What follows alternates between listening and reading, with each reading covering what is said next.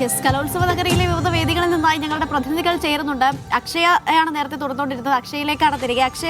അക്ഷയ ഇപ്പോൾ ഉള്ളത് വേദി 7 മന്ദാരത്തിന് സമീപമാണെന്നാണ് മനസ്സിലാക്കുന്നത്. കോൽക്കളി മത്സരമാണ് ഇനി അവിടെ അടുത്തത് നടക്കാനുള്ളത്. അതിനുള്ള ഒരുക്കങ്ങൾ പൂർത്തിയായിട്ടുണ്ടോ? മത്സരം ആരംഭിച്ചിട്ടുണ്ടോ അക്ഷയ?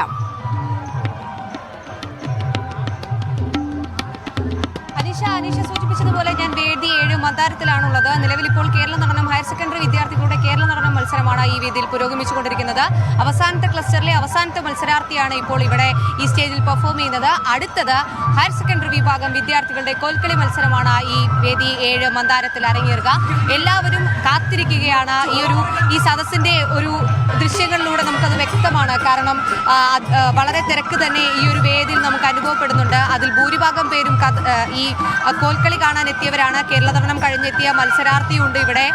അങ്ങനെ ഒരുപാട് തിരക്ക് തന്നെ ഈ സദസ്സിൽ അനുഭവപ്പെടുന്നുണ്ട്. ഇനി പോയിന്റ് നിലയിലേക്ക് വരികയാണെങ്കിൽ 1ാം സ്ഥാനം ഞങ്ങൾ ആർക്കും വിട്ടുകൊടുക്കില്ല എന്ന് ഉറക്കെ വീണ്ടും പറയുകയാണ് കണ്ണൂര് 842 പോയിന്റുമായി 1ാം സ്ഥാനം നിലനിർത്തുകയാണ്, തുടരുകയാണ്. അവരവരുടെ കുതിപ്പ് തുടരുകയാണ്. 2ാം സ്ഥാനത്ത് നേരത്തെ 2ാം സ്ഥാനത്ത് തൃശ്ശൂർ ആയിരുന്നുവെങ്കിൽ ഇപ്പോൾ ഇതാ 2ാം സ്ഥാനത്തേക്ക് കോഴിക്കോട് എത്തിയിരിക്കുന്നു. 3ാം സ്ഥാനത്താണ് തൃശ്ശൂർ ഉള്ളത്.